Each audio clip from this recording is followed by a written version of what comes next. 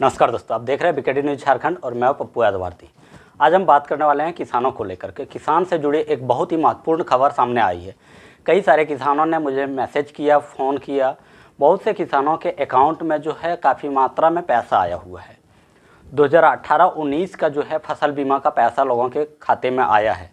तो कई सारे किसान परेशान हो गए कि आखिर कौन सा पैसा अचानक से हमारे खाते में आया। तो 2018-19 का फसल बीमा का पैसा लोगों के खाते में आया है।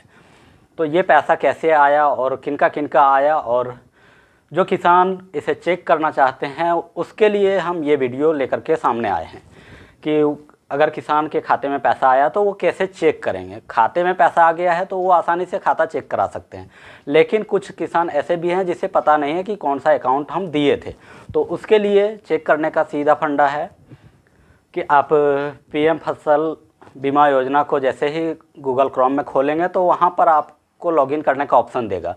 आप मोबाइल नंबर डालेंगे, उसके बाद ओटीपी सेंड करेंगे अपने मोबाइल में और ओटीपी डाल करके फिर आप वहाँ से चेक कर सकते हैं। अगर आपका रजिस्ट्रेशन 2018-19 में हुआ है फसल बीमा को लेकर के तो आपके अकाउंट में पैसा आया होगा, अगर नहीं आया है तो पैसा आएगा।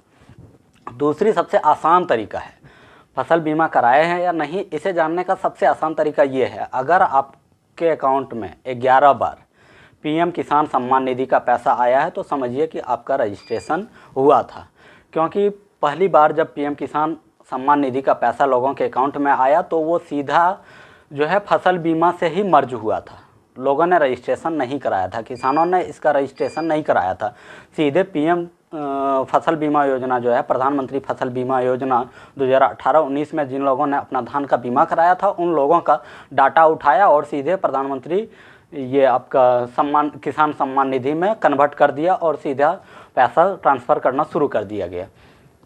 अब इसमें एक भ्रम ये भी है कि ये पैसा किसने दिया, केंद्र सरकार ने दिया या राज्य सरकार ने। इसे जानने के लिए आपको एक पुराना वीडियो देखना होगा, 3 साल पुराना वीडियो है।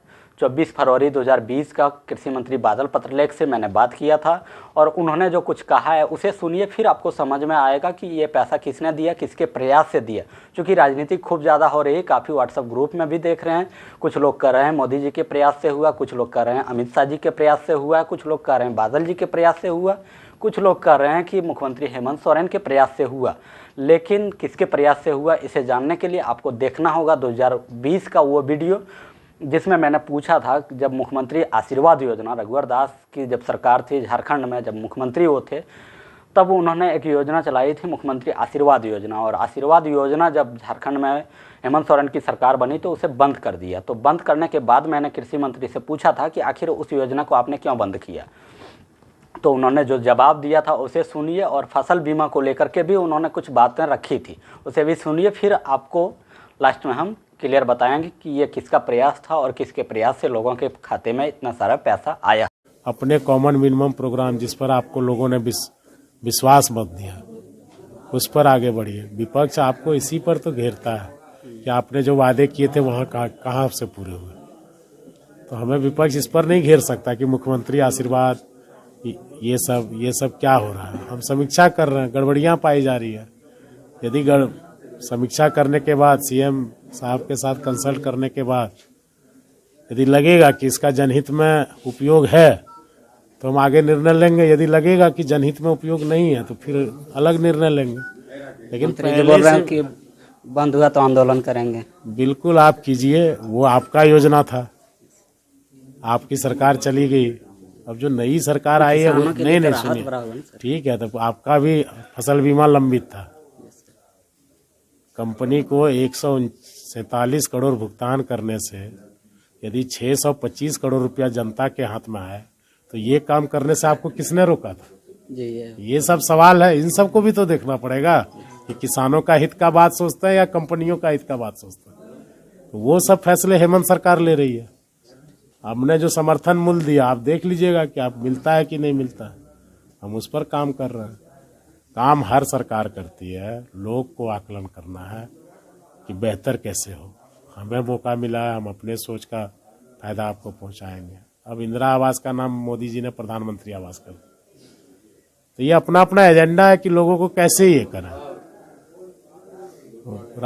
राजीव गांधी जो विद्युतीकरण था उसका दीनदयाल उपाध्याय कर दिया। तो नाम आप बदलने आप से तो कुछ ना होगा आप नहीं। चीज को देखिए ना, यो अपना श्रेय सब कोई लेना चाहता है, लेकिन हम पूरे झारखंड के लोग के लिए सोचेंगे, शुभकामना करेंगे।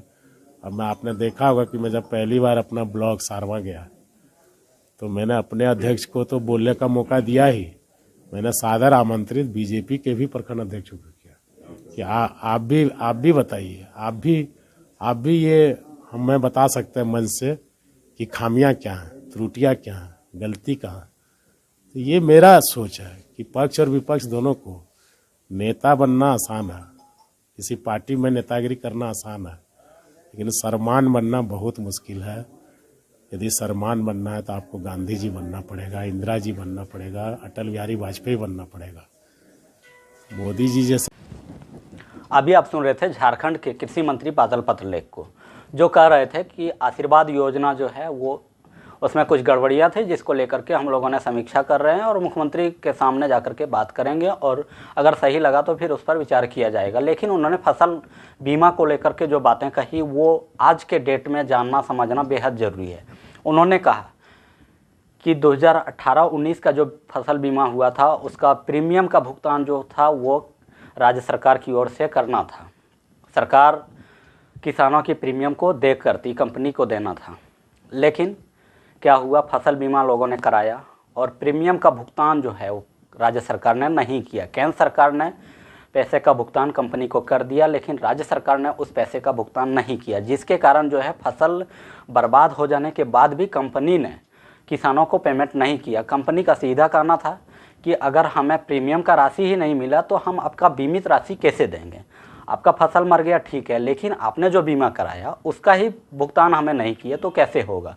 तो इस चीज़ को लेकर के झारखंड सरकार ने इस पर गहन चिंतन किया और फिर जाकर के बीमा कंपनी से भी बात किया और केंद्रीय टीम से भी बात किया। केंद्रीय टीम झारखंड आए भी थे, यहाँ पर झारखंड के जो कृषि पदाधिकारी हैं उन लोगों के साथ समन्वय स्थापित करते हुए झारखंड सरकार इस पर तैयार हुआ और यहाँ पर जो किसानों का जो प्रीमियम बाकी था उसका भुगतान किया और अंततः आज जो है कल जो है बीमा कंपनी की ओर से किसानों के खाते में पैसा ट्रांसफ़र कर दिया गया।